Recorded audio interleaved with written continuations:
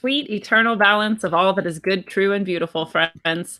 Things just keep heating up here at Rogueways, and today is going to be straight fire as I welcome someone to the show who is a personal hero, a bastion of intelligence, and a free thinker aiming to free your mind as he jailbreaks this bitch of a twisted system and broken paradigm. Crow is one of the few individuals in our modern society who actually thinks, intentionally and clearly, and is unabashedly moving towards truth with every step. He doesn't give a fuck if it's already accepted by others. Instead, if it stands to reason and evidentiary standards, it is carried forward. We need more people like this in our world to help us save ourselves from the travesty of humanity that we have become, and Crow is here to light the way. Crow, thank you so much for being here. Wow, that was pretty good, man. Was that off the cuff? No, I was going to say if that was off the cuff, that was some doing there. No, good intro. Anyhow, thanks for having me. Thank you for being here. So before we dive in, I want to take a moment to tell the listeners that Rogueways is part of the Eyes Open Network, along with Breaking Basic and Talking Nonsense, two podcasts you should also check out. And we invite you to join us in the Eyes Open Facebook group on the rogueways.org website or on the Rogueways YouTube channel. It'll be super badass to see you around. Also, I love you all so much, and I do this shit just for the fuck of it. So if you want to support what I'm doing, I would love to give you something back for it. Go check out the offers I have for you on my Patreon at patreon.com/rogueways, and feel free to kick a little something my way if you love the show or any of my other work. I appreciate you deeply. You've already given me so much, and I thank you in advance for your gifts. So now we'll start with our pointless question of the episode. Crow, if you could remove one thing from the entirety of existence, what would you remove and why? Well, that's kind of a loaded question. I guess that how big do we go here? I guess I'll moderately go. Okay. Television. Gosh dang it. Oh, yeah. Hold on. Can we pause for just a second? Yes.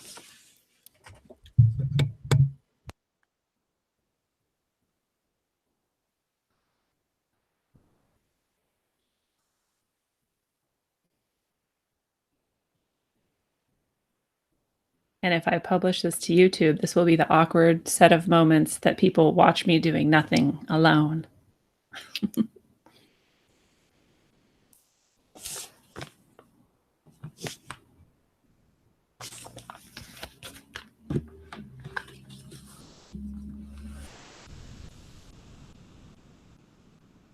Oh, and if I do publish this to YouTube, this will be a perfect time to give a shout out to Brett. Brett, thank you for hooking this up. And Rose. Rose is awesome. Such a good opportunity. I'm very grateful. If it happens, I guess. And maybe we'll talk about it when Crow comes back. But we were also before the show, excuse me, talking about how YouTube is doing a big purge today and yesterday, I think, that started. And Crow was saying he lost 100+ subs out of some few thousand. He has a good amount of followers. So I'm curious to see if I lose any. I only have like 160 or something right now. I'm not sure. So it'll be interesting to see. But we were talking about how it's clearly just a purge, censorship issue. It's not actually that they say what they're doing is that they're going through and removing spam accounts or bots. Just total bullshit. They're not that friendly and helpful. So that's happening today. If anybody wants to keep up on that and see what is happening. I also got something that who was it? I think it was iTunes was saying that over this coming holiday season, I think starting today and going through the holiday season, they're expecting delays in podcast uploads and downloads. So they say it's going to take longer than usual, which makes no sense at all. There's no reason why the holidays would be. It's not like people produce more podcasts at the holidays. In fact, it's traditionally like a low time for people. And they're putting out less episodes because they're hanging out with their families and doing fun stuff. So it's an interesting time to have a dip in their ability to, it's all automated. You know, it's not like they've got people in there working really hard to upload your podcast. So it's just interesting that both those things are happening at the same time. It makes me wonder what is going on. We're too effective. That's what it is. They always want to stop the effective people. If I think of something else interesting to say, I'll do it.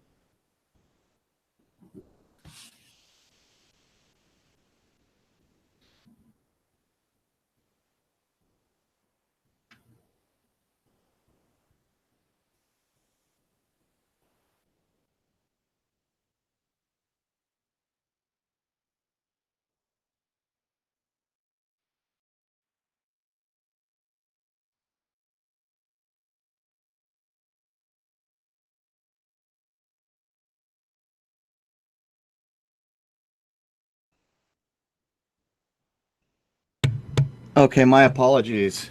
Oh, you're fine. Do you want to start that over? I forget, where were we? Did I answer the question? You started to answer it. We don't have to start it over, but I'll just edit it out. But if you want to I'll just ask you again, and then you can answer again. So now for the pointless question of the episode. Crow, if you could remove one thing from the entirety of existence, what would you remove and why?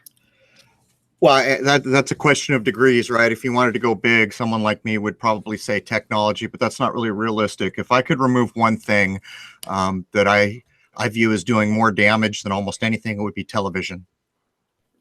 I love that answer. Why television? It's in every home. It's a bit like 1984, The Big Brother, right? When I was young, not every house had a television. And then pretty soon everyone had a black and white. And by the time the 80s rolled around, everyone had a color. And not long after that, almost every room in the house got a television. And television is designed to do one thing, program the masses. There are quotes from people who worked around Edward Bernays who said things like, you want me to control the world? I can do that easily. Just give me control of television. Yikes. Yeah. And did you know that television flickers at the exact same rate as fire, which is this like base, urge we have, this instinct we have is to look at fire because it's danger, right? We're programmed for that. And so if television flickers at the same rate, like we have to look at it and we have to pay attention to it. You would have to battle your most inner, deepest self to not pay attention to it. Well, it's actually it's elevated a bit worse now. We've done episodes on this. The effect on a habitual watcher's mind is no different than opiates. God. People can look this up, but it's a bit worse than that even. If you look at the back of your television, there's a Hertz rating. Many of the Hertz ratings on TV are getting well over 100. That 100 means it's flickering in your face 100 times a second. But what's more, again, when I was young, when we spoke about what's now called Hertz, we called it cycles. So if you're talking about electricity, you'd say 60 cycles a second. Now we call it Hertz, and words have meaning. Yeah, weird. It hurts us.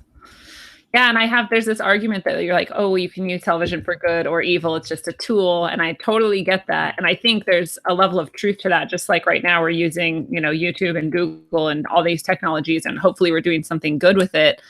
But I just wonder if the horrible effects of it outweigh the possible good, Well, the main concern with what's so-called social media is it's wholly there now. It's wholly owned by similar groups of, mega corporations. It's going to be used for data collection and for censorship, which has already been proven. They shut me down with nearly 100,000 followers without blinking their eyes. I fought that.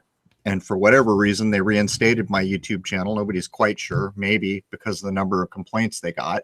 But also I had 4 years of telescopic observation, so maybe that played into it. Hard things to know. It's not like they tell you. I had no YouTube channel. I had no intention of setting up a new one. And I got a notice in the email saying, you got a copyright notice. And I'm thinking, I don't have a channel. How can I have a notice? Yeah. Sure as hell, I log in and there was a channel there, not quite my channel, but within a day it was my channel. And I came back with 2 strikes. And this is nonsense. This is something I will not tolerate. Go ahead. You shut me down. I'm done with you. And all these other people were busy being shut down and then actually setting up a new channel. Like, it's not enough that you've punched me in the face. Let me wipe the blood away so you can punch me in the face again. It's ridiculousness, and it's devoid of common sense. I remember when that was happening to you, and it was happening to a lot of people at the same time. And yeah, a lot of people have come back to do it again. I always wonder too, like, what is the line when do you walk away from the battle? Because I feel like there is some good that's happening. Like, you're reaching more people if you're on there and they're able to find you, and that message getting out, who knows what effect that can have. It like ripples out into eternity. So like, I don't know. People have the sway here. They've just been convinced and cowed that, oh, we can't do anything. These people have control. Nonsense. You stand up for what you feel is correct, and you don't bow down to things are black as, hell's chasm, like censorship. That is among the highest crime. Like in the 70s, if this kind of censorship went on, people would have been battle ready, even trying to figure out what they were checking out on their library card back then. Those were fighting words. So my point here is, stand up. I'm not saying be rude. I'm not saying fight with people, but do not accept things that you know to be wrong. We're headed into a new era here, and the effort from the powers that be will be total control of everything, using things like Brave New World in 1984 as the pre-echoes of where they'd like to see this all go. So you've got a choice. You know, do you want to be like the animals in Animal Farm, or do you want to be a human being? It's really that simple. Be a human being. I love it. It's like terrifying where they want to go with it. I mean, they literally want to put things in your brain to control your brain. And that even in 1984, it's like, what do you have left? Just a few cubic centimeters inside of your skull. And they're like, nope, you don't have that either. So I would ask, I mean, is it worth being alive in as a human being in a condition like that? I would suggest that it's not. No. But that's part of the censorship thing you're talking about. And this issue of like putting shit in your brain to get controlled with is that like people want it. People seem to want it. Like they've convinced people to want it. And that is always blowing my mind. Like, how did people get to this place where they're like, yeah, censorship is good sometimes. I like it. Like, what happened? Because that person is no longer thinking for themselves. They've been co-opted into the system. They're bereft of common sense. That's one of the first things technology does, is convinces us that things that are completely unbelievable are believable. And that is the death of common sense. The idea, you know, there's many examples of it, but one of the ones I like to use a lot is, do you actually accept there's a red button in the president's vicinity that can destroy the world? Because if you believe that, you are bereft of common sense. You know, we could go any number of ways, but if you just use common sense as your baseline, is that even remotely an acceptable idea? I've done shows to show that nukes are nonsense, but still many people, it's like Stockholm syndrome almost, you know, you're in love with the cage you're in, but that it doesn't have to be that way. People can get away from that mindset, and that mindset is wholly instilled by programming. A lot of people out there still love the cage. It's true. I love that way of looking at it too, is it really is a cage and people actually do love it. And it's helping me actually when I look at it that way, because I then start to remember I have less guilt about letting some people like wallow in their cage. Like I've done what I can to try and alert them that they're in a cage, but if they don't want to open the door and walk out of it, like I have to walk away from them, because that is not something you can control, and they really do want it. I don't know. So that's up to them, I guess. You got to be careful too in this place we find ourselves. If you try to push forward ideas that a person is not ready for, you can actually set that person back maybe years from where they might have gone on their own. So it's really not about trying to force a mind. It's about offering an alternate way. And the minds that have gotten to the point where they're about ready might see value there. That is the game. Otherwise, how are you any different from the subliminal nonsense that goes on with your television or any number of programming systems that are basically realigning a mind in a very unhelpful way without the human mind understanding that's what's going on. And over time, it's like all things, you know, basically you could almost view this is kind of a bad way to put it, but being a human being in some way is just addictions. It's habit. What are our habits? Well, we go to work every day. We dress in this certain way. We eat these certain foods most of the time. It's akin to addiction. These are the habits we've formed. Yeah. And everybody knows how hard it is to walk away from a well-formed habit. But I don't know, around the turn of the century or sometime, a lot more minds began to come online. So for my part, you offer what you consider to be common sense, you offer a path, and if that mind is ready, well, then there's another one that's hopefully headed in a helpful direction.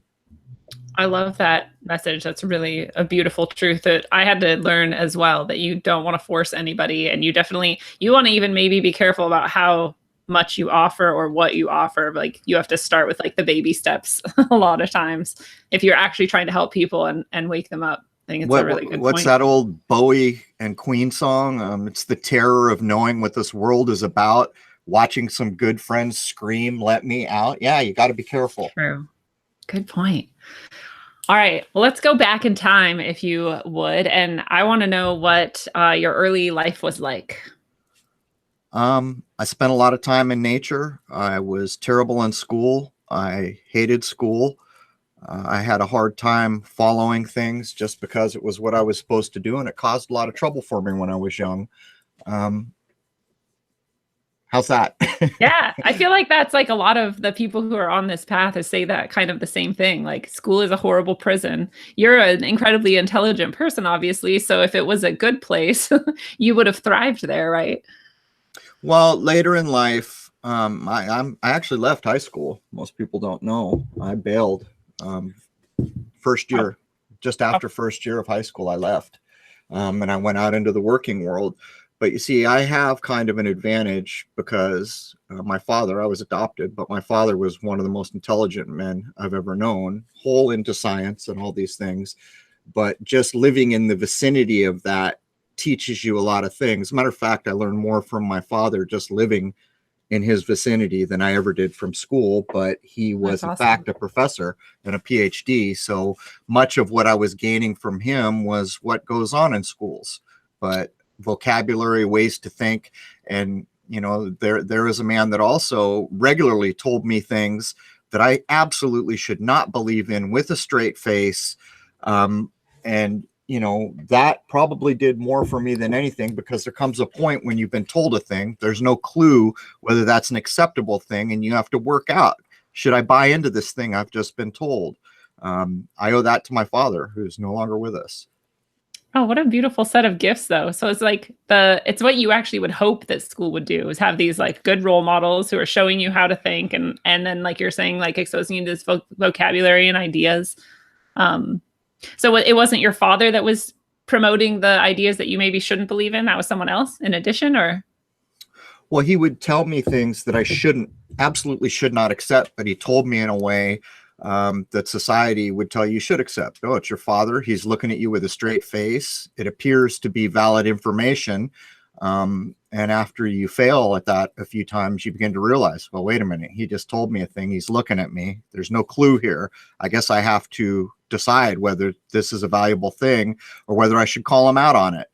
And then you learn, you call it out. You don't just accept these things. But there's another side to this as well. To understand the scope of fallacy requires that you know something about the system that you're going to call false. And that's a double-edged sword. That means that if you're in school, you should be learning, you should be understanding it. But there's a fine line between all this outside input becoming your main tiller in life, or just coming on board as information. When you learn a thing, it gives you power to challenge a thing. If you know nothing about a thing, then your power to challenge that thing is diminished. Yeah. So it's like, I totally have been thinking about something similar lately. Like you have to go into the darkness in some way to see what it's all about. And so you know more fully that you're not that, basically. Like if I'm putting it in like spiritual terms, right? But you're talking about sort of conceptual terms, but I feel like it's the same thing. Like you have to learn a thing in order to challenge it. You have to go into a thing and see what it all is to see if it's part of you or not. You can't be ignorant to it if you hope to understand it. I think I also like, it comes down to foundations. You know, what is your foundation? Is your foundation what you learned in class today? Is your foundation something else? For me, I spent so much time in the natural world. That was my foundation. There's no lie in it. You're never going to have to stop and say, hey, man, is that bird trying to fool me? Is that tree deceptive? These are not concerns you have under these things. But if your foundation becomes compassion, concern for things, then it doesn't matter what you learn on top of it, because your foundation is already there. It just, it's just kind of dependent on what you choose your baseline to be, I guess. I love it. So then it sounds like being in nature a lot and being around your father were some experiences early on that really shaped who you are. Are there other things that you point to as being well, failure? It took me a long time. Yeah. My most of my young life was a complete fail. Well, by modern standards, you know, right. what was I introducing into the world? What was I doing? I grew up at the height of drug culture in Southern California. Oh, there's not a person that I knew or hung out with that was not deep into that. That was driven by the music scene, by the subculture. And, you know, to be fair, I would estimate that about, I don't know, 80% of all those people I used to know, it ruined their lives. Yeah. There was no recovery there. And so part of it's maybe blind luck, good fortune. But again, when you fail at that level, if you can stand back up from it, there's a lot there you learned. Yeah, true that. So that's another thing that I think about. Like, our drugs, I feel like, can be this tool to awakening for some people in a lot of ways, but then it's obviously also this very destructive. Yeah, I don't agree with that at all. Yeah. The problem is how we view that in the West.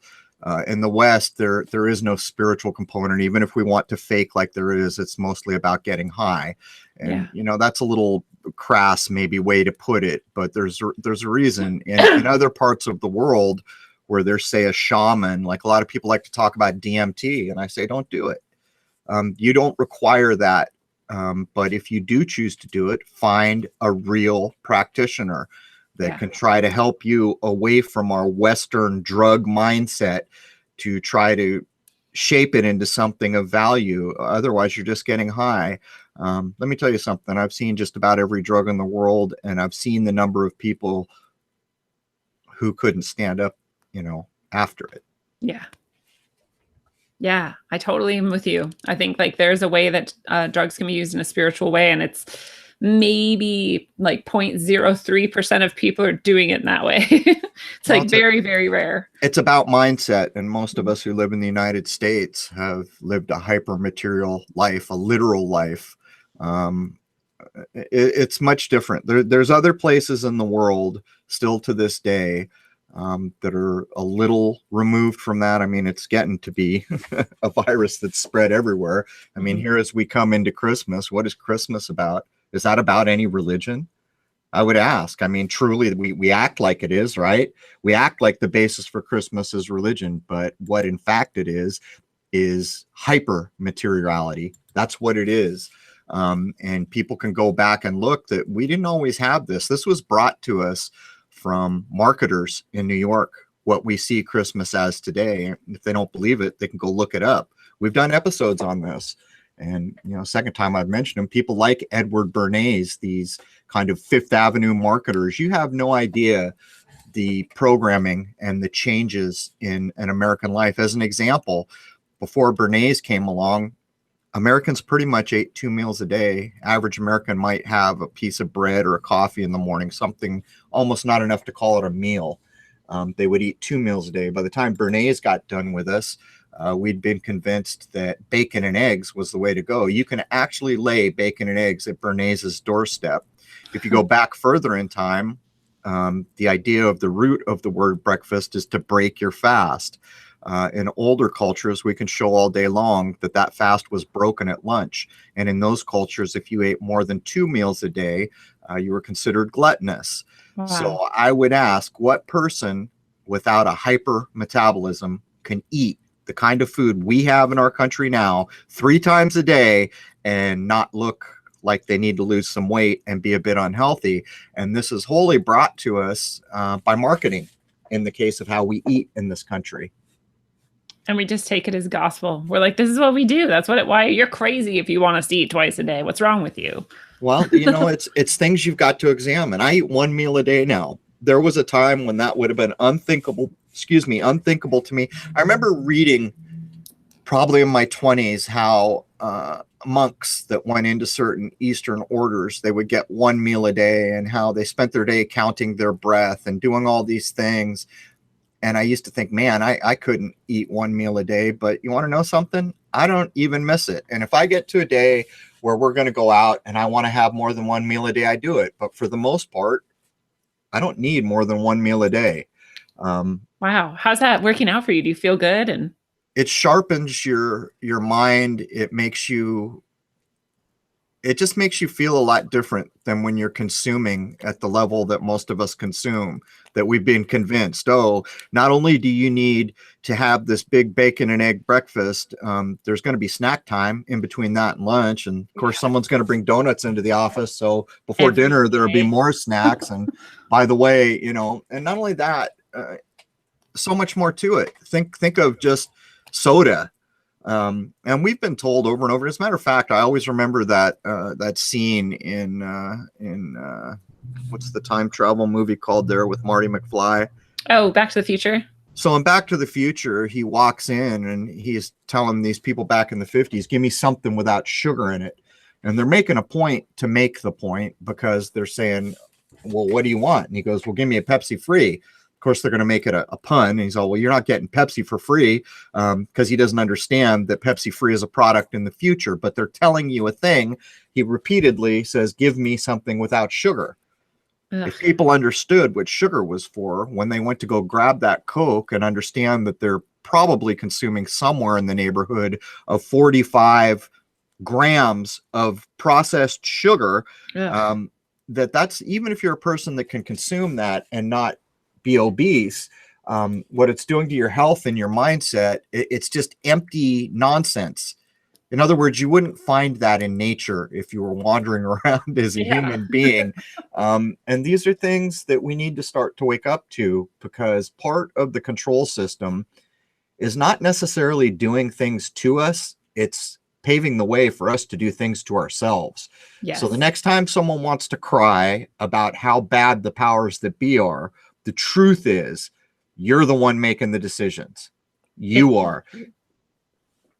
So if you can say they suck all day and you're not wrong, but to lay any more than about 50% of the fault is wrong, because you're a human being and you can understand what is correct and you can examine what is common sense, and you can say, no, Coke's really not for me. And by the way, all the water in that Coke has fluoride in it.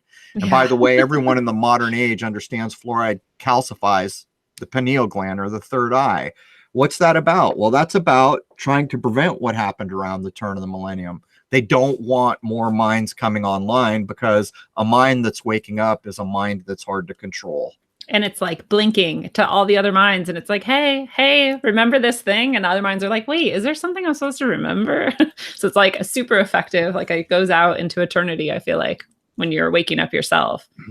Yeah, it's just that so much of modern life, you know, if I try to think about it, like each week we do a week's worth of research on the show that Jason and I do. And truth be told, that's really not enough time to pick up new topics. Almost every topic we will cover, I have experience with prior to that week. There's times when that's not true, but not very often. And one of the best tools for a person is to boil a thing down to its most basic way you can think about it, and then apply common sense. It's not the be all and end all, but what it does is it gives you a path right out of the gate. And you can have a little bit of faith in that path, something to work from. And in modern Western culture, one of the first things that dies is common sense. We've all been convinced that basically technology is magic, and it's not. There are no rockets leaving this place. You've been lied to. No one stood on the moon. You've been convinced that technology can do all these amazing things, but in fact, what technology has been about is not even allowing to know, for you to understand where it is you exist, to have an accurate description. Everyone listening has no idea the shape of the continent they're standing on right now, and I can prove it. Through that. Go open a Mercator projection map. Go get a Gall map, Gall Peters map. Go get any one of the endless map projections, put them all next to each other, and you will see they are all different, which tells you that you can trust none of them. That problem should have went away the moment we supposedly went to space. True, right? That. Yeah. It's all nonsense. And this is the modern world. The programming of the modern world requires that the individual to be programmed is bereft of common sense. And they're reinforcing the lack of common sense at every chance they can get through things like TV and all the things we've touched on. And I like when you're talking about eating one meal a day and saying that it sharpens your mind. and talking about that that's a spiritual practice for people too. Like monks will practice things like this. And I just did a something called the Master Cleanse. And I've done a cleanse before, but I was just reminded in doing it how clear your mind gets. Like even now, it's only been a few days since I ended that, but my mind is much more foggy and I'm much more slow. But I also think it's not just about how clear it can make your mind. I feel like there's a, I don't know if you want to call it spiritual or something in our personality or whatever it is, but I think we use and abuse food like a drug. Like we use it to distract ourselves. By design, there's an addiction that's been built in. Like so many of the things that you eat now, chemistry has come to bear. Like when you get a potato chip that tastes like a pickle, there's no pickle in that potato chip. That's chemistry fooling your brain. Sugar is used in a way that creates that addiction where you want more and more and more. These are not, people think it's so difficult to walk away from, and all habits are difficult to break. Yes. But it's not an impossible thing. And the truth is there's a reward. As soon as you start to do better, you start to feel better. You start to think more clearly. This world is providing so many false things for you to believe in right now. And think about this. If you don't even accurately know where you exist, how can you possibly know where you can go? Amen. Or for that matter, if all the foundational things you believe are correct are not correct, that basically means, and this is one of the primary concerns of programming, is that every single decision you make based on a fallacy cannot be correct. If you make a decision based on something incorrect, the decision cannot, by definition, be a correct decision. And that is the way the vast majority of us lead our lives, because we do things like, here's a prime example. We're at Christmas, right? So what's going to happen? Let's break down what's about to happen. All these parents are going to lie to their children and tell them to believe in a thing that everyone knows is a lie, called Santa Claus. As a reward for the child's belief in this lie, they're going to get things. Yeah. Okay. That's what's going to happen. Now that it's child, also creepy. Like this guy's coming into your house. They don't even take time to consider what it is they're asking them to believe. This man in a red suit's going to come down the place where you make a fire at the low point of the sun at the winter solstice. I mean, come on. We could not to mention the name itself is an anagram for Satan. It's I've never thought about it that way. Does claws mean something other than the claws we're familiar with Santa? And I think most cats have claws as an example, but to get away from all the obvious things that a common sense mind would notice, what's going to happen then is that child's going to grow up, and at some point they're going to realize they were lied to. Then they're going to grow up and they're going to start the cycle all over again. What kind of programming, at what level of programming could possibly instill that as a tradition based on nonsense, based on a lie, where actual caregivers of their own children are propagating the lie, then rewarding belief in the lie, then training the next generation to continue the lie? What kind of a society is that? Is there any spirituality left in a society like this? And that sets aside that the whole premise of what we're talking about is based on hypermateriality. Yeah. So you can break things down to common sense. I don't participate in Christmas. I don't buy things. We recognize certain things, but we don't, I'm not going to be one of these guys fighting my way through the door at Walmart because I want to feel like cattle that day. Oh, it's so awful. I'm like, why do you want this? And people are like, the deals are so good. I'm like, who cares? Is that worth it? Like, you're going to go literally fight and just be like crammed by people to grab a thing, an object that you probably don't need. You're probably happy. Yeah, hypermaterialism gone to insane proportions. It really is. And all the little tokens too. Like we were playing Secret Santa at my work, and I don't know. It's just a bunch Secret of empty. Satan? Yeah, Secret Satan at work. Might as well. At least if you called it something like that, someone might stop and think. I would love to. Not that I'm suggesting there's an actual religious overtone, but Satan's not far from a good allegory of what's going on there. True. Yeah, no, it's all about the symbolism, I think, more than the anything unhelpful the people can focus their minds on. Let me tell you something. A society not so focused on things that don't matter can achieve great things. Think of even just our architecture. You know, we all live in boxes and cubes now. You go look at Europe at some of those cathedrals and other things that were built, these higher minds, and we want to act like those people were backwards. Yeah. Are there people around right now who could pull that off?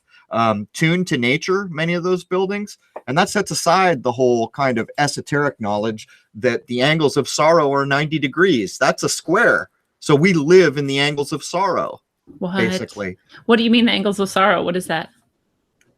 The older natural sciences broke down things they could observe about nature, and one of them is how energy flows. So if you considered the angle of a triangle, that's considered the angles of joy, but you can logically work out what it means. Suppose you had the Y shape. So the top of that's like a triangle, and the energy comes down the Y. When it meets at the point, it converges, right? And becomes one and continues down the stem. That's your angle of joy. Now take a 90-degree angle. The angle of sorrow, the energy comes down both sides. When it gets to the corner, it crashes, right? And that's kind of my corrupted explanation, trying to communicate what those older ideas were about. There's a lot more to it, but basically, for all intents and purposes, based on an older natural way of thinking, we all live in the angles of sorrow now. Yeah, you explained it well enough that it makes sense to me. So thank you. That's interesting. Also, we talked about your early life. We talked about some of your challenges that you faced, like being immersed in a drug culture that was really destructive. And are there any other challenges that you think maybe even helped you grow or progress into your path that you found? One of the biggest things is people have to learn compassion, and that's not easy with all the media that comes out. So think about video games, what video games do to children right now. The most popular ones are about killing. And people could say it's all make-believe, but I watched my nephews gain a whole new lexicon. Frag him. Wow. Snipe him, blow him up, kill him. This is, words have meaning. Yes. So to get back to compassion, I think for a lot of people, it's not easy because it feels like a dog-eat-dog world. So they start to think better me than you. And that is a destructive thought process. What helped me was understanding that we're all connected. What happens to me indirectly in some way is happening to you. What happens to nature is happening to me. These things are truths, and they were demonstrated in so many of the older spiritual methods. That old story of the man sitting in the field, the farmer's plowing his field, and he uncovers a worm during his plowing, and then a bird comes down and picks up the worm, and he has the epiphany all at once that we're all connected and there's no escaping it. These are critical ideas in times like this, because part of the programming is going to convince you to be hyper selfish, because that's part of what hyper materialism is. And hyper selfish people do not understand that this is all connected, that we are all, for all intents and purposes, we may as well be chained to one another. That's the truth of the matter. And it doesn't stop with human beings.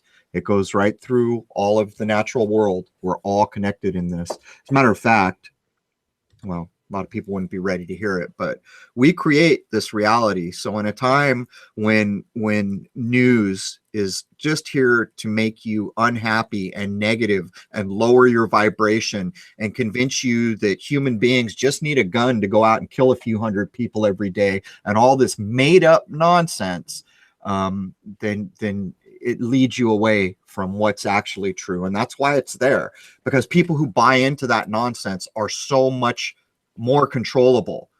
All they got to do is kick a puppy on film and they will get the response they want from everyone watching. And when that's not enough, they'll kick 10 puppies. And even though no puppy got kicked because it's all CGI or staged in some way, they'll even take it to the point when they blow up a stadium full of puppies to get the required reaction and negative emotion, which is no different than the idea of the Matrix, where Neo's turned into a copper top battery. That's what you are. Yeah. When you begin to cry and begin to get outraged because some fake beheading was shown you on the news, you have in fact become that negative polarity battery fueling the system that they are trying to further. And a common sense mind won't go there.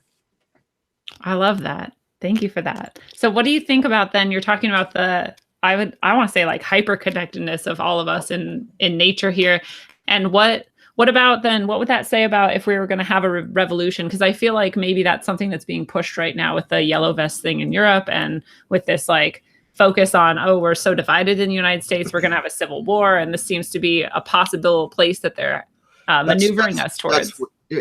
Anyone who buys into this is leaving common sense at the doorstep. In the modern technological age, so much data has been collected on all of us and on groups of us and on countries of us that you go ahead. You want to buy into a revolution, you see what happens next. You'll find yourself behind barbed wire so quickly, and then all rules are off the table. That's why they would push a thing like that, because we got to treat each other as some semblance of human until that line of martial law or whatever, where they can say, look, everyone's out of control. Now everything's off the table. The truth is, what actually will make a difference is understanding you're all connected and changing your mind. Because once a mind is changed, it will not accept nonsense to the same degree it once did. That will become unacceptable. And violence, on the face of it, to a common sense mind, is unacceptable, with very few possibilities that would ever elicit that reaction. And so if you get sucked into, you know, oh, we're all going to rise up. Yeah, good luck with that. Good freaking luck. You know, they're building fenced cages all over this world for people who want to rise up. You want to get violent, then the reaction you get back is going to take everything you ever had, and including the possibility of moving around. There's other ways, and a higher-minded civilization doesn't require it. If you just quit opting into the systems and quit falling for the nonsense and turn off your evening news, that's a much better approach. And I'll tell you another thing. Forming a group in the modern age is no different than creating a target, right? True. Absolutely, it is true. The whole beauty of the internet is that it supposedly decentralizes, right? That was the military idea between the early ARPA, DARPANet, whatever you want to call it, was with email now, they could blow a city off the map, more fear porn, but the message will still get through because it's decentralized. In other words, there's no central place. When you form an organized group, all you've done is create a target. Right. What needs to happen is an open network of minds, because that is not targetable in such an expedient manner.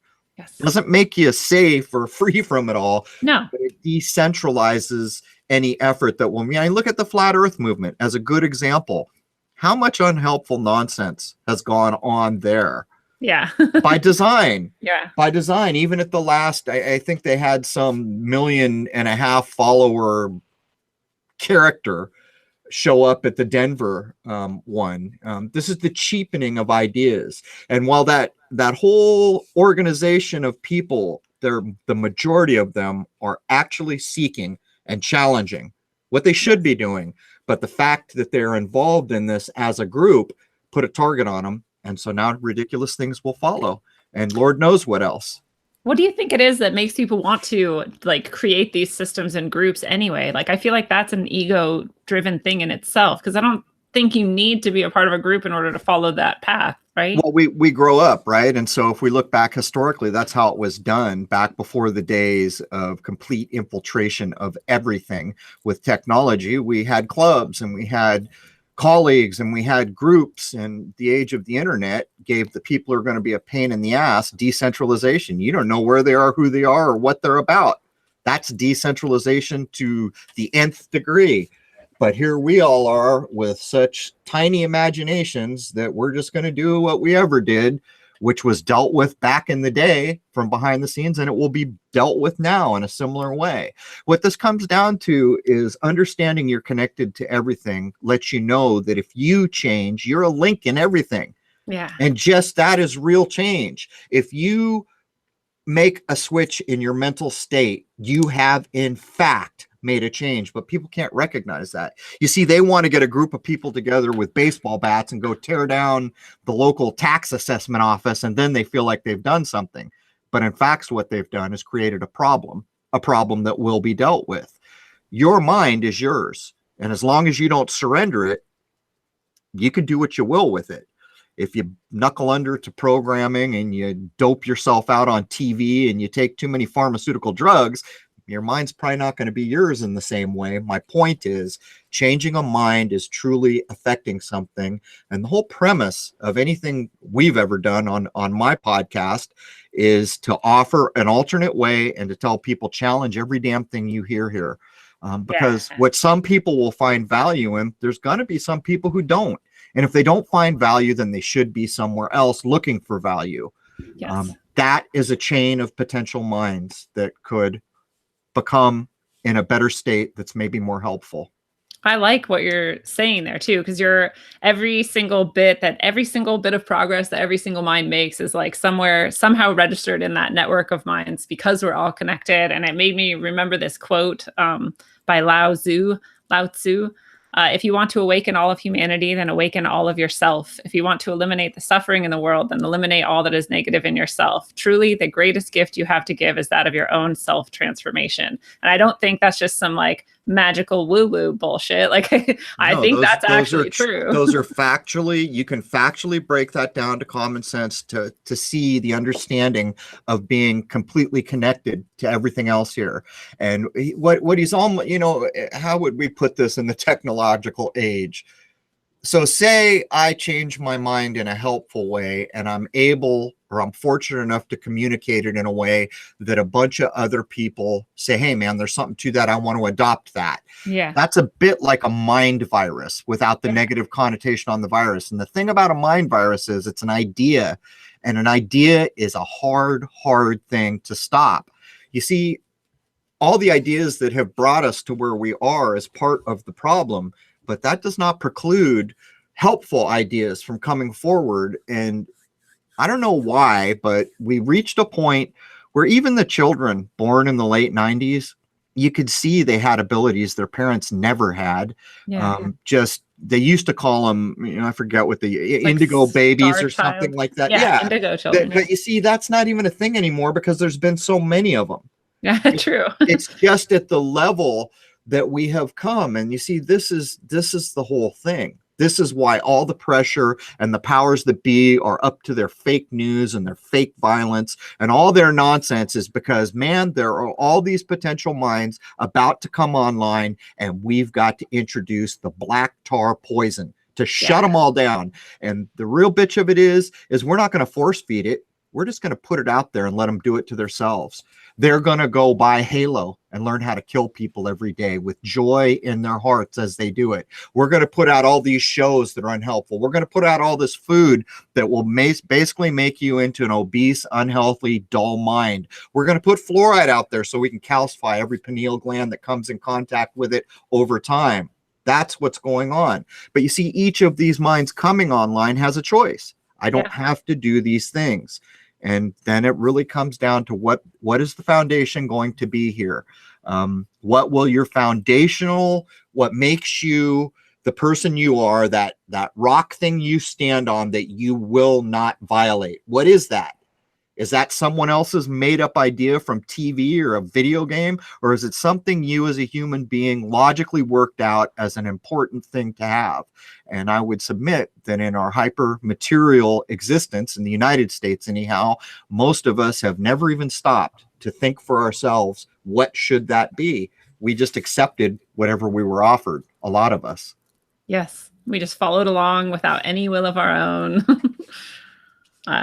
It's a sad thing to watch, but it's hopeful to me that like what we're talking about right now is true. And that when you're talking about this mind virus, like that's true memetics. When people think about memes, they think about a picture with words on it. But a meme is a mind virus. It's an idea that is traveling through the network of minds and infecting, if you want to call it that, everywhere it goes. And I think that's the true power of memetics, is that it can't be stopped. And especially if it's a good idea that is taking root and causing positive change, it's going to continue to move, I hope. Well, the common sense mind, you see, look at memes in this way.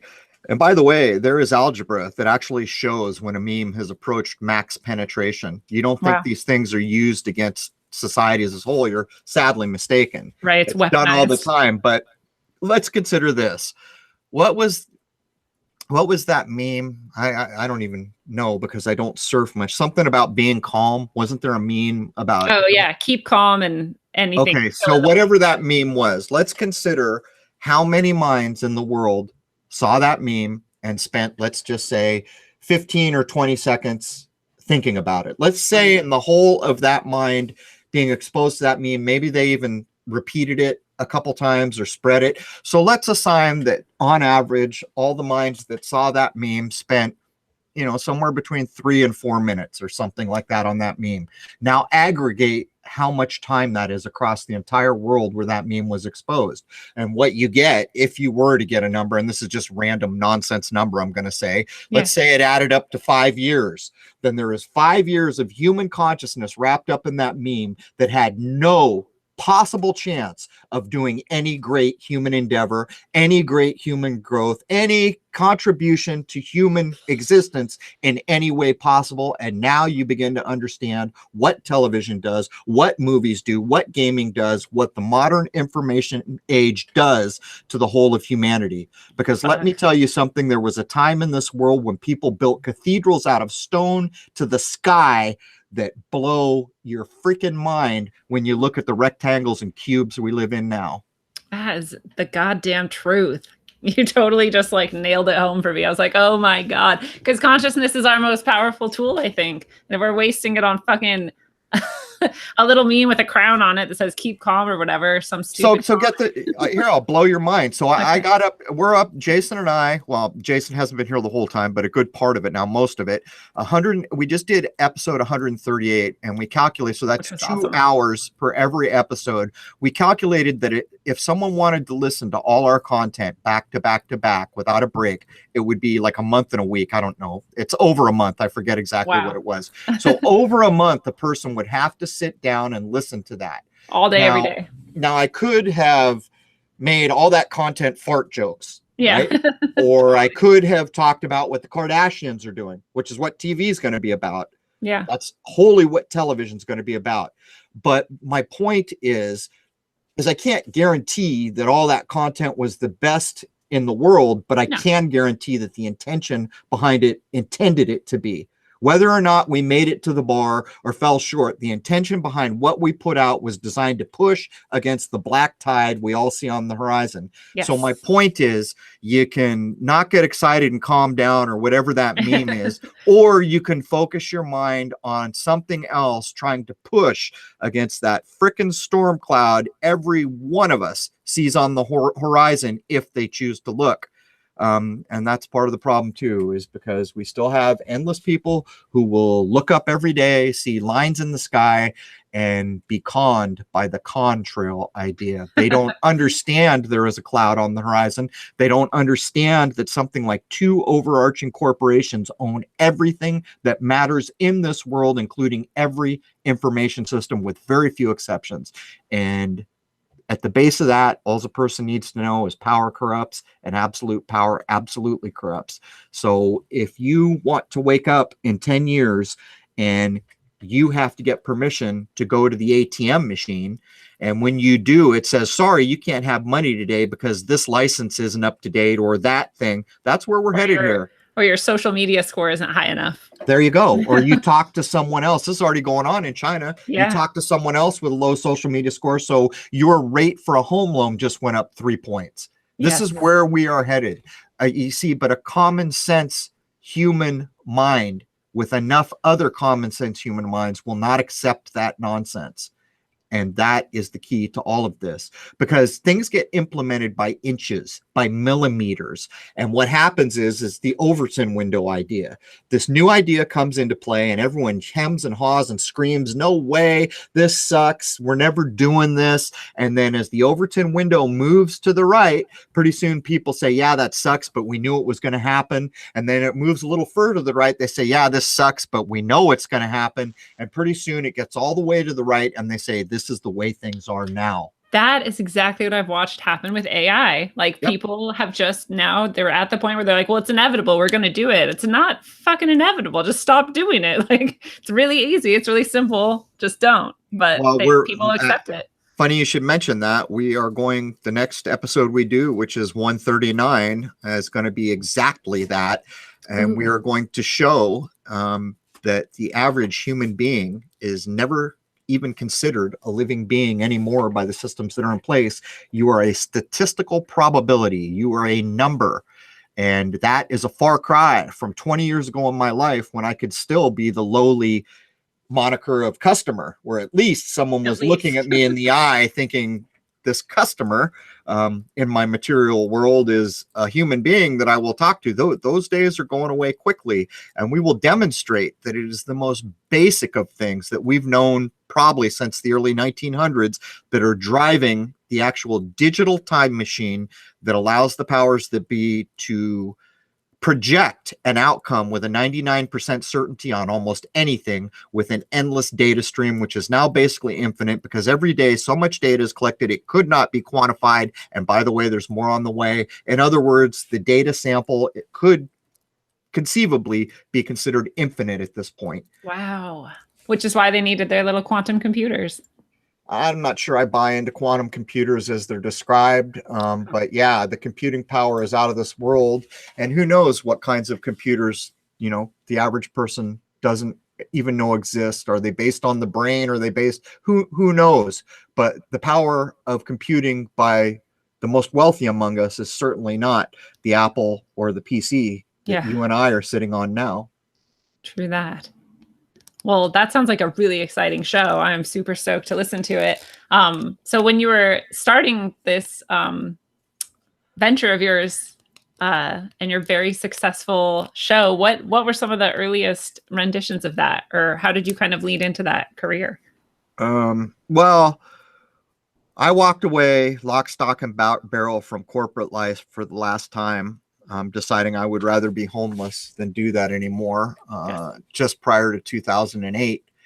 And I took my telescope out and said, this is really what I want to do. So if I'm going to eat rice, which basically it came to that, I was eating rice, had no idea how I was going to pay my bills, and I shot for 4 years straight.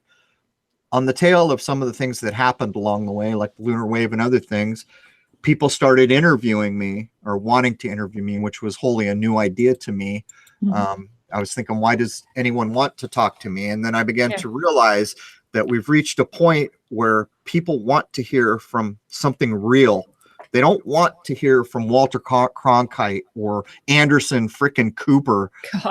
You know, they're tired of the talking head aliens, as a pun, because I don't accept aliens. But anyhow, and then I noticed, having done a few of those, that the numbers were really high on those shows. Some of those shows where they had me on, they would be the highest numbers on some of those. So I thought, well, I guess I'll do this.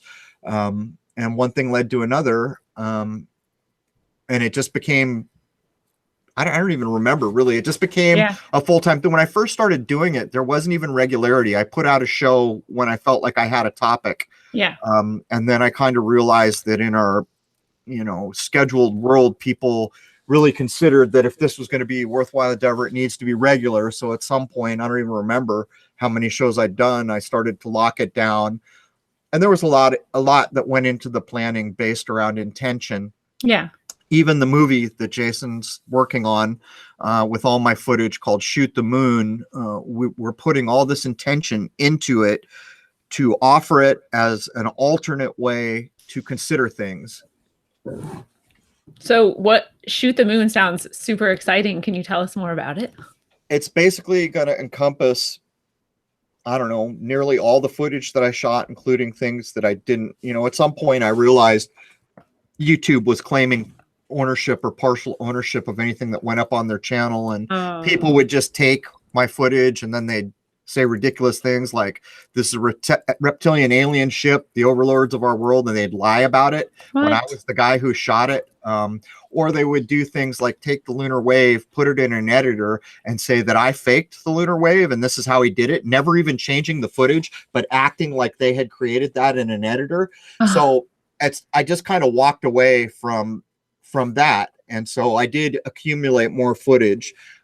So it's going to be about that, but it's going to tie in a way everything back to the natural world and seek to offer a natural way to think about our world and introduce maybe that you have never heard an accurate description of this place we live, to a satisfactory level. Anyhow, there's a lot of ideas out there, but unfortunately, most of the people going at this are just like me, still wearing diapers, trying to figure out how to get off all fours and walk like a teenager, get rid of the diapers and grow up a little bit. But we're kind of starting from zero. Yeah. Well, it sounds like it's going to encapsulate like a lot of your philosophies and views on life and the world, and offer those views to other people. So that's really exciting. And are those, I mean, is that what drives you forward in life, is to get your kind of message out of your paradigm? No, we could live better. There was a time, probably, I'm nearly convinced of it, that is hidden from us in our history, when human beings lived much more higher lives, and animals and everything, much better place to be. Like, a lot of people consider this human prison right now, probably a time when it wasn't considered in this way, and that's been covered up. And what's happened is we've been put into these artificial, completely, like your birth certificate. You know, a corporation is set up at your birth, and they're going to call that a person. It's not even a real thing. It's just this made up idea that binds, you know, so many of us. There was a time before, probably, and we could all be living better lives, and we could all be doing high human endeavors, higher mindedness, maybe in a society that doesn't even need a damn cell phone. For all we know, the reason we got cell phones is to diminish the efforts of people trying to communicate mind to mind, because we have that possibility. And so we don't have to live like slaves. Basically, that's why I do this. I love that vision. I'm just wondering if you happen, this is a random question, do you know the etymology of person? Because human is obviously what we actually are. Well, what does person even mean? That gets tricky, because I think if you really want to know what, I guess, people who want to call it conspiracy would say, you would need to go to Black's Law Dictionary to see or understand in admiralty law what the idea of a person is. Because you and I will go to the English Oxford Dictionary, but really that's not the ultimate definition of a word when you're standing before the judge, or stuck getting your automobile license. Or, you know, for that matter, look up the word registration. If you think about what the actual definitions of these things, when you register a thing, you're basically giving away ownership. And in return for the ownership, you get a certificate.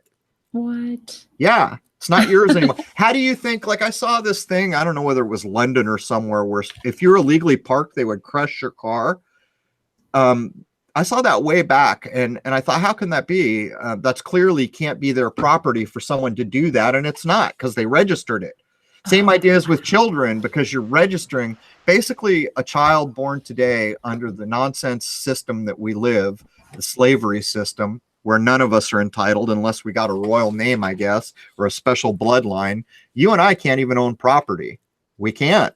And when our child is born, we're convinced to inform on that newborn baby and register them. And in return, we get a certificate of live birth, or birth. Actually, it's not a certificate. And so if you really want to break that down to what it means, you've given ownership of that child away. So if you wonder how social services can come snatch that kid, you begin to get insight. And this is the slavery system I'm speaking of. We don't have to live like this. And it will take aware minds, common sense minds, to say, you know what, we've had enough. We're not fighting with you. We're not stepping up to lower ourselves in any way. We're just not accepting your nonsense anymore. I love that. Well, thank you for doing that work and waking us up. So I've wondered why you go by the moniker of Crow. It's a play on my birth name. I'm adopted, and I was given a corporate birth name just like everyone else. My wife and I sat down. It was just going to be Crow. There were quite a number of Crow things online. I resisted setting up YouTube. I shot the Lunar Wave, the first one, in 2012. I didn't put it into a YouTube channel until something like October a year later, 2013. I shot it in September 2012. I finally said, okay, I'll put up a channel, which I didn't really want to do, because I was a webmaster for many years and I knew where all this was going. It was clear. That's why I never put my identity out anywhere, because I knew what the data collection was about. I worked in places where they did data mining, among other things. But it's a play on my corporate birth name, and the numbers represent what my corporate birth name, each of my 3 names, sums to, or the numbers of letters in them, which actually my wife pointed out at the time because I'd never really thought about it. And to be honest with you, I almost regret doing that now, because for people who are brand new and they're trying to wake up, they get stuck on these simple things, and someone says, "Oh, he's copying Aleister Crowley." Oh, It's God. just, it's like a baby. It's like a baby guessing about things Yeah. they can't possibly guess. I almost wish I would have just used Crow so it wouldn't have stumbled people. But, you know, over and over, I've said on the record, Crowley, my butt. I have Yeah. no respect. The guy just ripped off stuff from existing traditions, and he used it in a selfish way that was bereft of concern for other living beings. And so Yeah. the idea that that has anything to do with me is so far from true. I would, you know, I won't spit on many people's graves. I guess I won't spit on anyone's grave, but I have zero respect for that kind of a mindset in our world. Selfishness and theft of ideas to be misused. Yes. Amen. Well, thank you for telling us that story. So is there anything that you're kind of searching for overall in life? I guess it would be nice to get on a true path to enlightenment. I guess we're all kind of on that path.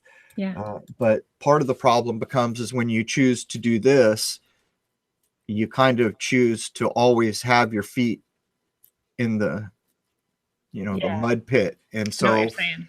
you have to make a choice. And so right now it seems to me that there's not enough people standing against it. So that's what I'll do for now, anyhow. For now, until something else comes along. So what keeps you, that's kind of what keeps you on this path then, is like that there's not enough people doing this and you feel a need to provide that to people. But is there anything else that keeps you on that path? I spent a lot of time when I was younger wasting my life doing damage to myself, maybe doing damage to others. And I don't want to reach the end of my life and look back and have that have been the whole. So I'm going to try from now until then to make something better. I was just thinking about that too, like not so much as like a repaying of karmic balances, but almost like that, where I'm like, well, there, in my ignorance, I also have done a lot of harm. And so hopefully what I do later in life has been, you know, you can't go back and undo it, but maybe you can kind of reset the balances or something. We've all been taught that it's very easy to judge other people. And few of us have been taught that maybe if we were standing in that person's shoes, we'd have a much better grip on why they're acting the way they act. And that's a truth. And so, yeah, when I was young, I can't tell you how many people I grew up with. So many of them dead, so many of them, their lives completely just decimated. Unreal. And of those that did manage to crawl away, they became just cogs in the wheel, in one way, shape, or form. Not all, but yeah. So, you know, we know where we are in the timeline, and we know there's a few of us that can try, and we know that not everybody is the same. Some people will never stand up because it's not in their nature. But if enough people stand up, even those people might get behind them. True. So that's kind of where we are, and I'll do what I can while I can. So is Jason, how did you meet Jason, and how did you guys come to work together? And is he like committed to these same paths and ideas? Like, how did that all work out? Everyone always asks me this. We've told the story. Jason has a far better memory than I do because I see so many things all the time. I get like 100 emails a day. I have time. I'm not good. Like if I meet someone face to face, I'll probably never forget that face. But when I get an email, even with a name, I almost instantly can't connect with it anymore. But if I remember correctly, and Jason can correct me if I'm wrong, he asked me to come on his show first. And since I was always big on doing more grassroots, smaller shows, not really interested in the big names, I did. And he was articulate. And so I asked him to come on my show. And at that point, I'd been doing my show by myself. And it's a lot of work trying to carry 2 hours by yourself. So I think I asked him back a couple more times. And then at some point, I'm a good judge of people, which is a bad thing to say because I shouldn't be judging anyone, but maybe I should say I'm a good judge of character most of the time, not all the time, but a lot of the time. And I just thought, well, Jason wants to do this and what we're doing works. The chemistry is there. So I forget whether it was maybe episode 40 something when Jason was pretty much there full time. I forget.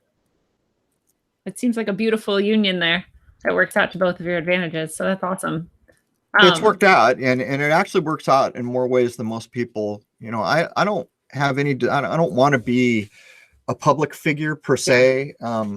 My idea is think about the things we're talking about. And Jason likes to go out and meet a lot of people and do things. Of course, he's 10 years younger than I am. So it kind of works in that respect too. Like when the movie comes out and everybody wants to go stare at someone and put a camera in their face and talk to him, he'll probably be that guy. Yeah. I understand. I actually think that's part of what draws people to your work, is that it is clear that you're doing it because you love it and the passion that you have for it, not because you're trying to gain like fame or fortune or what, you know what I mean? Like you're genuine. And I think people resonate with that. Fame is nonsense, man. Yeah. Fame is nonsense. First, and I see it all the time. All these people think like I'm some special person, or they'll talk to me and they'll be nervous. I'm just like you. Yeah. Just exactly like you. And so, and I've been there. Like I was a stagehand all through the 90s. But you want to know something? Even then, I had come out of the Marine Corps, and I ended up being a stagehand. So of course you're going to be in the vicinity of all these famous people. And the exact opposite thing happened to me. Like all these people wanted Carlos Santana's signature and this. What I saw was that man can barely string 3 syllables together. And he's a god to people. Like, sure, he's got talent playing guitar, but what it did is it cheapened and showed me from backstage, where very few people get to go, the truth of entertainment, going in to hold your mind. It's a facade. And all these people they put to be famous, let me tell you something. If you grew up with these people, they would not be, most of them would not be your heroes. They'd be the opposite.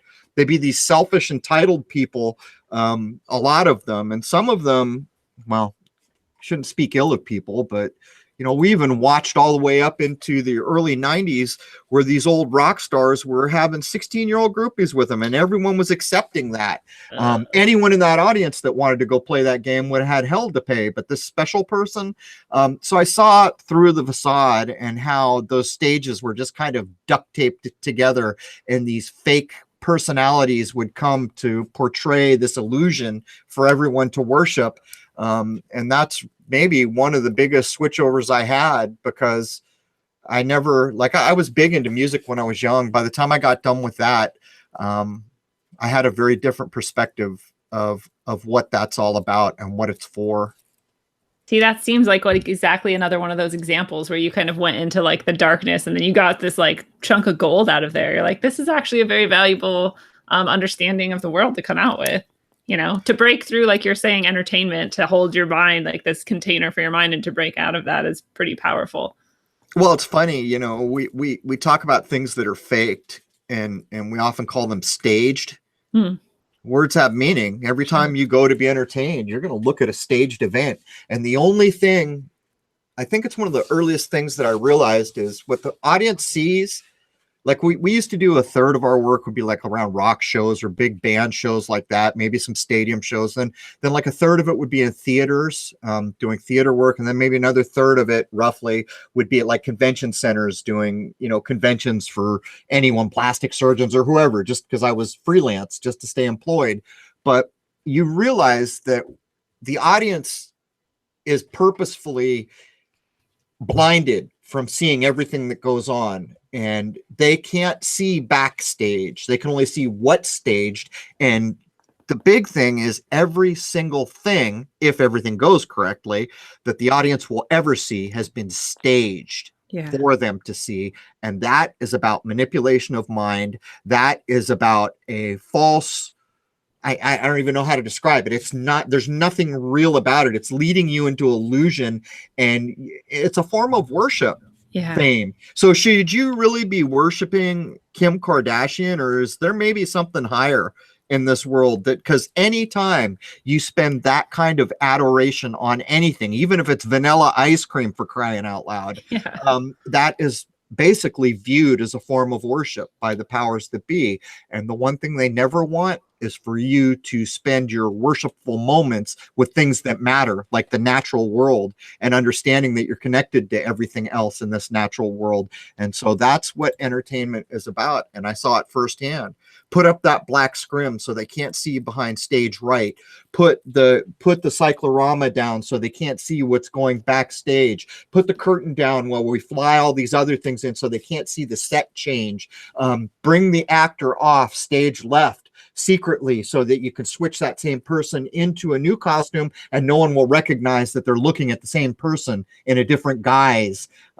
All these things. And that is exactly what the news is doing to everybody. Just it's more non-tangible, made up in a computer, these types of things. Yeah. I feel the same way about politics and education as well. Like it's politics is just acting. That's all it is. People don't understand that that's just to get you tied up in fighting. We did a show where we showed how the central bank came to the world. And we showed that Montague Norman came from the central bank of the UK, I think it was, and I don't know, was it 1924 or something? And he gives a speech to all the bankers in America saying, we will use the political parties to divide all of the civilians into arguing about things of no import. That's what the political parties are for. And that sets aside that every single person listening to this that went to school was told that what seats a president is the electoral college. Mm-hmm. Why do you vote? Your vote has never seated a president and will never. It's a one-sided game, and the electoral college is an old boys club. And how many times have you been told, oh, the popular vote was ignored and we sat there? I think they did it with Trump. I don't know. I didn't pay attention. But it's all, we're completely bereft of common sense. You're actually going to get invested in an argument of a person you had no part in picking, no part in seating, no part in anything. And by the way, Hillary Clinton and Donald Trump are related to the same royal bloodline, just to let you know. And you can't find another president, maybe one or two that they're not sure of, that can't say the same thing. You are blind, man. Yeah. And you're wasting your time in a corrupt form of worship, getting involved in all that nonsense. It is worship too. Like I bring this up a lot, but I have a friend who literally, and I'm sorry if you ever listen to this, I love you dearly, but she has a picture of Obama and his family on her fridge. And I'm like, you don't know that guy? You don't know what he does? Like, all you know, this like very crafted, like we're talking about, staged set of things that he was designed to say and do. He could be— he's an actor. And he could be raping and eating babies, and you don't know. And you're going to like worship him every day. You're going to look at that picture and you're going to love it. And you're going to give emotion and energy. Go take his big phrase in the run up to his fake seating as president. Actor in chief. What was it? Yes, you, go listen to that backwards. Yeah, it's creepy. You'll know all you need to know about that endeavor. This is the second time backwards speech has come up on the show in a couple of episodes. And what do you think about the phenomenon of backwards speech? It gives insight. Words have meaning. It gives intention, or something is exposed in a way. But that's not really the main point here. The main point is for a human being to be convinced or to convince themselves they're either blue or red is a human being bereft of any unique individuality or self-thought that is attributable to human beings. They've forfeited that because those ideas are false ideas and they're not your ideas. Someone created those ideas so you could be manipulated. So if you think you're a Republican, let me tell you something. An actual real thinking human being is so much more that can ever be stuffed in that tiny little red or blue box. Yes. You have no clue. And if you want to think there's a difference between Obama or Trump, the only difference is in how they act in the public eye. But fact is, they're both there to do the same thing. And if you can point to any president in modern history that ever did anything that helped, I'd like to know about it.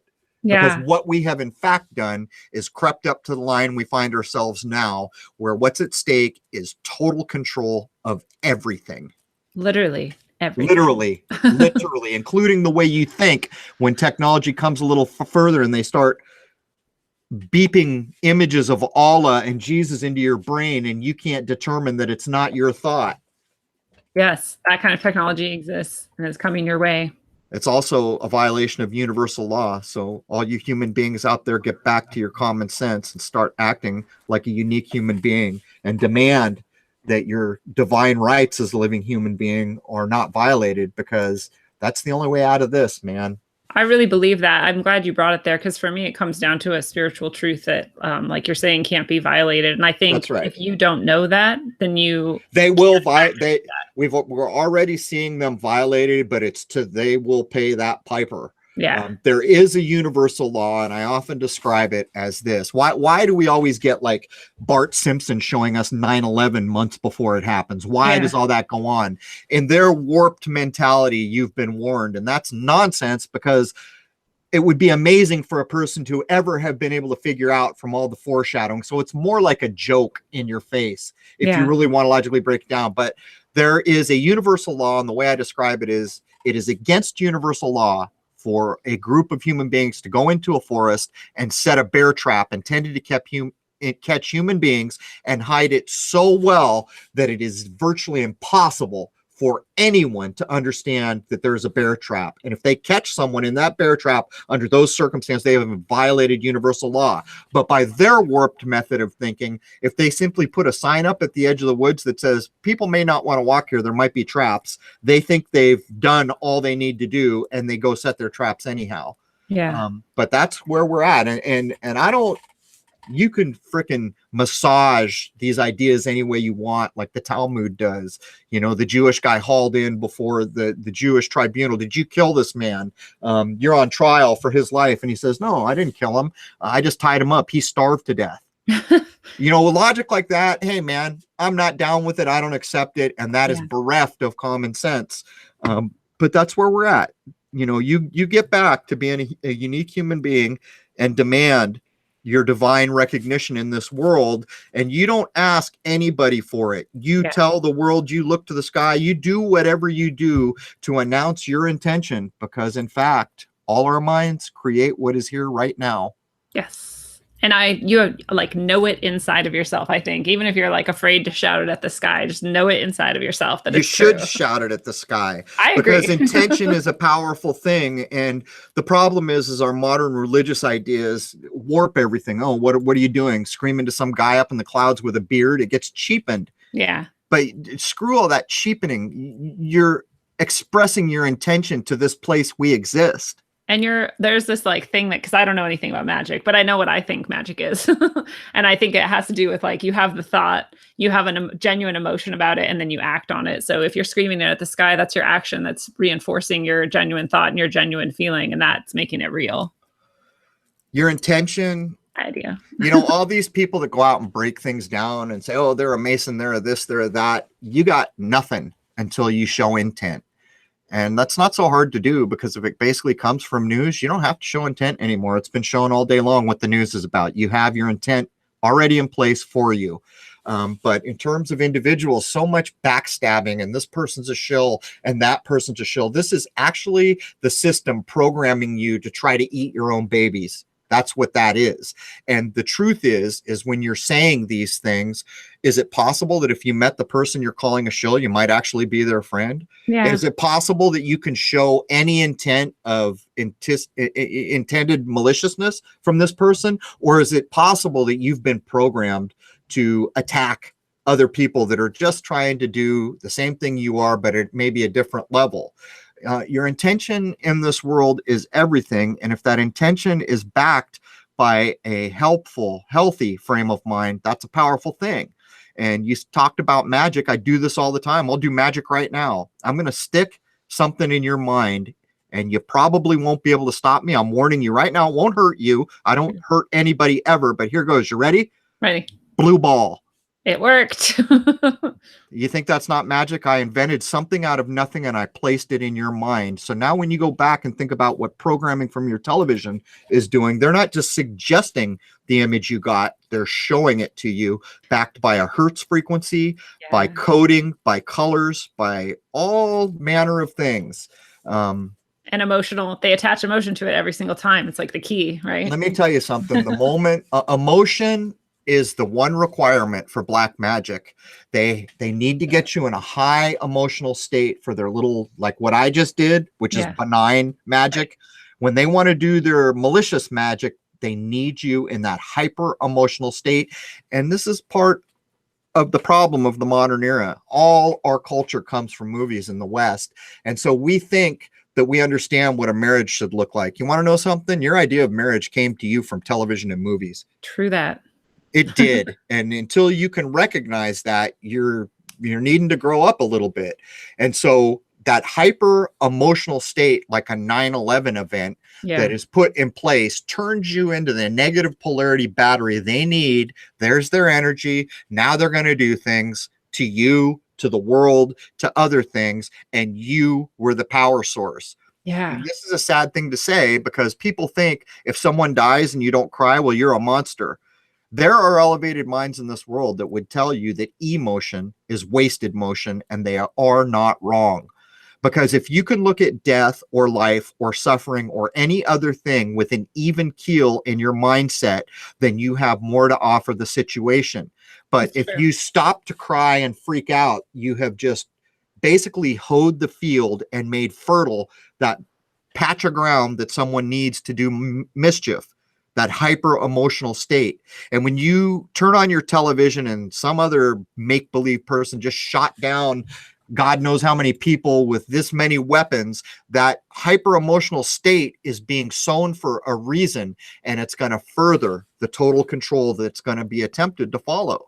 So there it is. You've been told the truth. What you choose to do with it is your decision. But emotion is just a weapon used against you at this point in the game. That's really true. This has also come up recently on another show where we're talking about how you have to find some sort of balance between being able to have like an emotional experience without being attached to the emotion or the experience, if that makes sense. Because I think you wouldn't want to be totally devoid of emotion, right? And I think it is a powerful tool that you could use for yourself. But I totally agree with you that it is something that is super easy to manipulate, especially when we're looking at like these pedophilia things that come out about examples class. Like that is really easy. That's really easily used to manipulate people. If you logically look at your emotions and you logically do it, and you just set aside all the preconceived notions and you just examine it, you will find that when you break down and you start crying hysterically, that you can't think anymore. And what you were releasing is hyper energy. And those are the fertile fields in which devilish deeds are done. And that's the truth of it. And it's a shame, because most people believe firmly that being overly lovey-dovey or very sad when things happen, that's how a good human being should be. But you want to know something? A good human being in this day and age is a target. Yeah, true. Well, so we've talked about a lot of them, I think, but what are some of the key understandings that you've come to about the universe and everything, or especially like where we're at with some of your lunar observations and things like that? Is there anything you want to? Yeah, I think what we could call the old natural sciences, most of which has been hidden in false histories or scrubbed away from the timeline at all, were trying to tell us the truth. They were telling us the truth. We live in a closed system for the most part. What is here is here. It relies on what we might call alchemy now. It used to be natural sciences back in the day when scientific endeavors had a concern for the natural world, which they no longer do. It's a perversion. Science now is hypermateriality with no concern for the natural world, but it differs from the materiality of science. Even the idea of elements, like science will tell you there's 120 some elements that are unchangeable. They can't be divided chemically. And then they'll tell you some nonsense like one of them's called Einsteinium and another one Berkeleyium and all this other nonsense. But on the other side, the older way, the idea of elements is not a thing. It's a philosophical idea. And what it states is that this system is so perfect from our point of view that one thing will just turn into another, into another, into another, into another. In the same way a whale body dies and some fish eat it, then it sinks to the bottom and other things eat it, and pretty soon it's recycled right back into the very environment from which it sprung, and the cycle continues on. The simplest way to think about this is the idea of transmuting water into air. Of course, we can all heat water into steam, and we've done the most basic transmutation. And then, of course, that water that's become air can turn back into water or any other thing. These philosophical principles respected the natural world and observed the natural world, where I maintain there is no lie. And that's where you learn things of value. And if you're a person that thinks there is a creator, then that is a helpful way for you to think. If you do not accept a creator, it is nonetheless helpful because it teaches you to respect this place from which you sprung.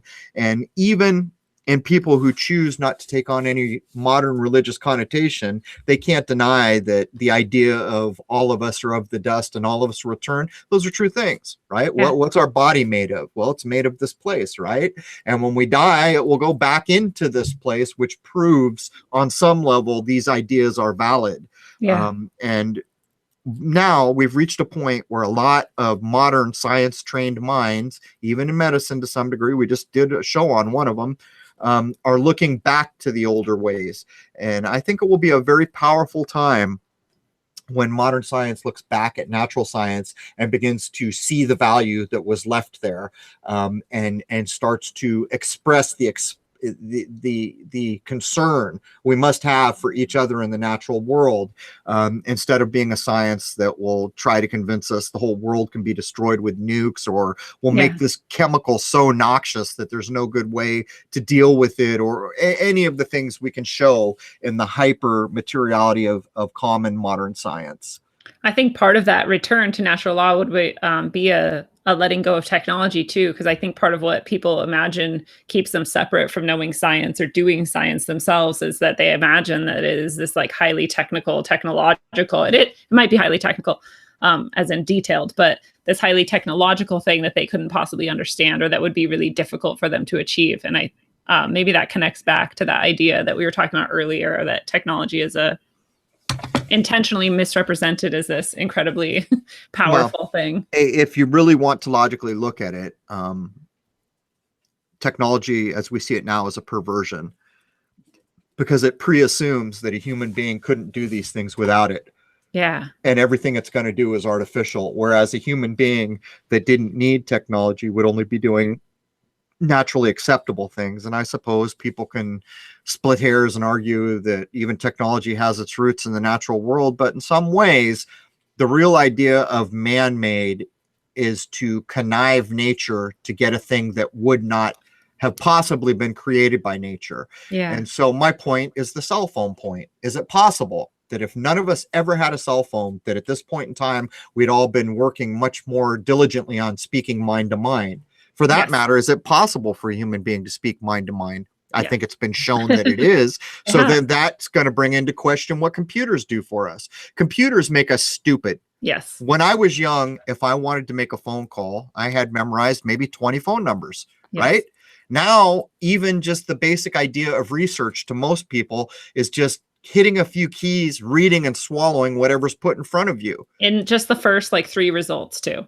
This is the dumbing down. This is not what research once was, where you had to go to a library and dig for what you wanted, which meant that much effort was going to challenge what you were being presented with. Far cry. So I think it could be argued that on the current trajectory of what we call technology, it is a perversion. And I would refer everyone to the book by Frank Herbert, Dune. Although he never explicitly outlines it, he refers over and again to the Butlerian Jihad, which was a galaxy-wide war that was fought over computers, you see. And then at the end of that, they had won, and anyone caught with a computer would be put to death. Well, that was written in the 50s. What's that about? There's a man who either had an inside line or logicked out respectably where we were headed. And not wrongly, because I often wonder, will our day of that, our version of that Butlerian, whatever we would call it, come? And I wonder. Yeah. Well, so when you're talking about these ways that we use to come to truth, what is your process that you use to come to what you consider to be truth? Use nature as your baseline, first and foremost. Secondarily, you must possess common sense, which is a thing most of us have trained out of us by the time we're through grade school. Go back and understand what common sense truly is. And when you can understand that the idea of the president having a red button that will destroy the world, when that is no longer acceptable to you, you will have gotten back to some semblance of common sense. Using nature as your baseline, the natural world, and common sense is always the foundation from which I work. Nice. So we're going to change tracks here, and you weren't. You had to go offline for a second, and I was talking to whoever might listen to this someday, in the silence that ensued. And so I was talking a little bit about the censorship that you may be experiencing right now, and I know you've had censorship issues in the past. Do you want to tell us about what's been your experience with those issues of censorship? It's been nonstop, but it's kind of funny the things that they will speak the loudest about. Go ahead and say anything about a crisis actor. Or if an event happens, all of which I will challenge immediately, if you do those things, you are immediately front and center, which shows the flimsy kind of foundation they're building these lies on. But we openly, in the fall, of course, the fall, because the human mind is falling. It's part of the reason it's called the fall. It's not just about the sun. Human consciousness is in free fall when we hit the fall. That's why the programming, new programming from your TV comes. That's why September is the most maligned of months. But during the fall of 2017, in the same way 2001, 9/11 came out in the open. All this stuff they'd been about came out in the open at that point. In 2017, censorship reared its head. But I'll tell you something. They made a run, and there was a lot of pushback, and they're doing it. Look what they're doing now. As you and I record this, YouTube is doing yet another purge, which they admit are artificial numbers of all these sites they deem, but they're not claiming to remove them. They're just reducing your sub count, which for most people is the measure of whether you're worth watching or not. So it's just another run at censorship in a way that's not so in your face, which shows if every person understands that what makes a human being is first and foremost above every other thing, freedom of thought, then you will not allow these things to come to pass. And in some ways, it was fought back to some degree what came to pass in 2017. They made a weak run at it again a year later, which we predicted they would. But as we speak right now, they said on the 13th and the 14th, you will lose a notice of subs or whatever. Guess what? On the 12th, I lost 130 that day. And that was the day before they announced. So I'm waiting to see. As a matter of fact, let's go look. As we're here, I'll go to analytics and I'll see if they have announced their next pathetic, undefensible run at censorship, which I do not accept. Let's see. Get down here to subs. Let's see if they've had the nuggets to print today's. Nope. So the day before, I picked up 74 subs. The day, oh, this is the 11th. On the 11th, they're claiming I picked up 139. On the 12th, I lost 132, and this is the day before their purge. What they've been doing is on each Thursday when I release my first hour episode, all my numbers go up except for one. The subs number always drops on those days. It's pathetic. They can do what they want. YouTube can do whatever the hell they want because I don't bank on YouTube. I don't respect YouTube. And until they recognize the right of a human being to freely speak and think, they are what they are. But I'm still waiting. Let's see. 12th is the last day listed. So that's 2 days ago. Sometime today, if they've got the nuggets, they're going to show some big drops. But whatever. You people do what you want. You'll reap what you sow, and what you're doing is criminal. What you are doing is stifling free speech and trying to contain what it means to be a living human being. Agreed. Yeah, I'm with you. I don't want to ever rely on this as a means of my survival, but I love doing it. I enjoy it so immensely, and I want to keep doing it as long as it is helpful to me and other people. And if I can get money, like, that's cool, but I don't want it to be something that I can be manipulated with. So the problem becomes is what I realized. I had to get a website, and at the time, the cost of the website was not so much. Over the last year, the cost of me running the website has gone up more than 3 times. God, because they know. That free speech zone. I still can't afford to stream my own video. Somehow Google could stream every video in the world for years before they ever made a penny. But go ahead. One YouTube video in HD would cost me roughly $30 a month. Jesus. One-sided game. But that free speech zone that I have built has had bot attacks. They were crashing my server for a long time, so the cost went up there. It's always something, but the fact remains that privately held outpost that I have said is mine as a living human being that recognizes only the rights of living human beings exists for as long as it can. Yep. And thank you for that. So what is your hope then for the future for yourself and the world? We got a generation of pretty special young people coming behind us, and I pray to heaven above, if there is such a place, that they don't get wrapped up too tightly in video games, because for them, that will be the drug culture that I survived. That will be the diminishing, the tarnishing of the human mind. Many of them will be probably too advanced to fall for it, and their abilities will shine through. I pray that they're able to come through the gauntlet and do what they need to do next. We're laying a foundation here, and if they don't stand on our shoulders, then they're starting from zero again. And I don't know how long we're going to get away with starting from zero over and over again. Right. We got to keep something going.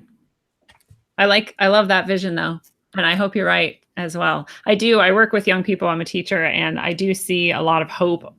A lot of times I'm very shocked by how insightful they are and how much they question, and other times I'm really depressed by how much they don't. So well, my demographic is from the late teens all the way up to the 80s. Oh, that's so awesome. My biggest demographic is central-ish. It changes over time, but it's the widest swath. I used to do online marketing, so I've never seen a demographic like that. Usually it's a particular demographic. My only wish is that the gender demographic would balance out. For some reason, the female participants have only been, and I think this is cultural too, because maybe a lot of wives will be using their husband's accounts, that kind of thing. So it may skew it, but generally the female contingent, as measured by the powers that be, is never more than a third. But I suspect that it's higher, because like a lot of households will have an account that everyone uses, and that account will typically be under the male's name. Some of that going on, maybe, hard to know. That's a good point, because I know there's a lot of, for whatever reason, women who feel less technologically savvy than men. So maybe they are using those accounts. But it is interesting. Why else would it be a third?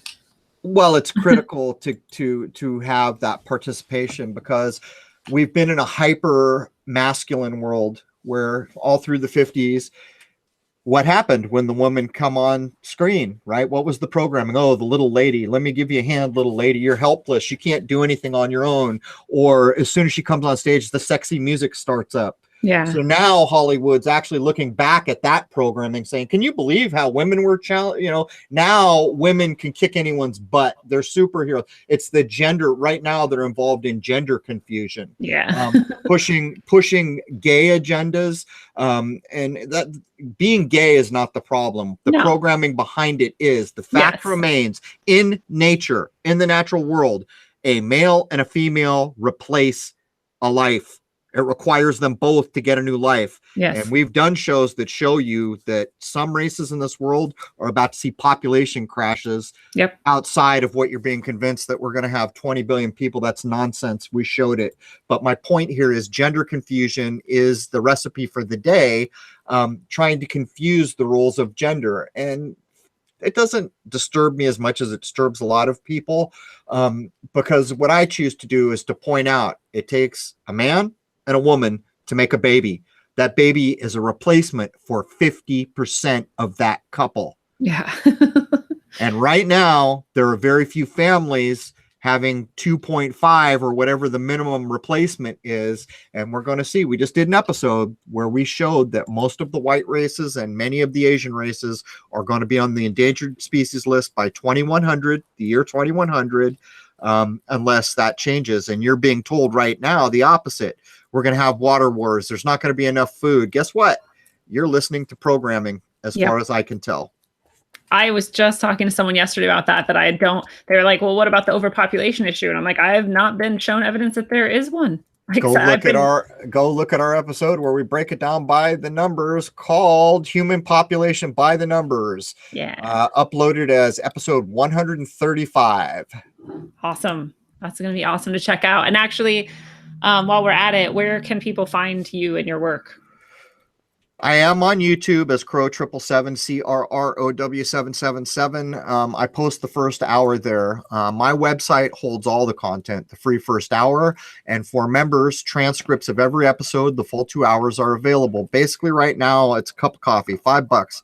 Get you a month of content there. And that pays for all the expense of running a secure private server and everything that goes along with it. I hope to heck it becomes the wave of the future, because social media, it's there for two things, man. And it was always there for these two things, nothing more. It was there to collect your data. And our next episode will tell you what they're doing with that data and why you're no longer treated by a human being. It's because all that data you gave away. And the other thing is censorship and control. That's why it's there. And anyone who wants to believe some little snotty-nosed kid invented it has another thing coming. Yeah. Censorship and control and the molding of your mind. So what are your final words of wisdom for the people listening? Treat people with respect. Don't accuse people of things. Be an example that other people would appreciate and try to follow. And above all things, value common sense and value the natural world, because the natural world will never lie to you ever. It doesn't even have to be thought of or questioned. It is what it is. Beautiful. Thank you so much. So fellow travelers of the path, it is a beautiful thing. And this has been your analog, electric, concentric dose of wisdom, according to Crow. Crow, thank you so much for being here. Hey, thanks for having me on. Thank you for everything that you do. Hope to see you over at the site. Thank you. Friends, this world flows into your consciousness through senses that can be deceived, and your mind is shaped by habit, social stricture, and indoctrination that you can only escape if you're holding the reins or happen to roll out of the way of the stampede that is our modern onslaught of control and trampling. They've got this reality so perfectly keyed to destroy your abilities to achieve self-awareness and actualization, you've barely got a chance. But when you do choose to open your eyes, you can unlock the vast truth of what it is to be a human being alive on this plane at this point in time. And it is something that no one can take from you once you've beheld its splendor. As Crow says, belief is the enemy of knowing. So don't stop searching, asking, and moving forward, no matter what comes your way. Keep looking to the skies, discover your gnosis, and as always, travel well, aim for balance, and always look inside first.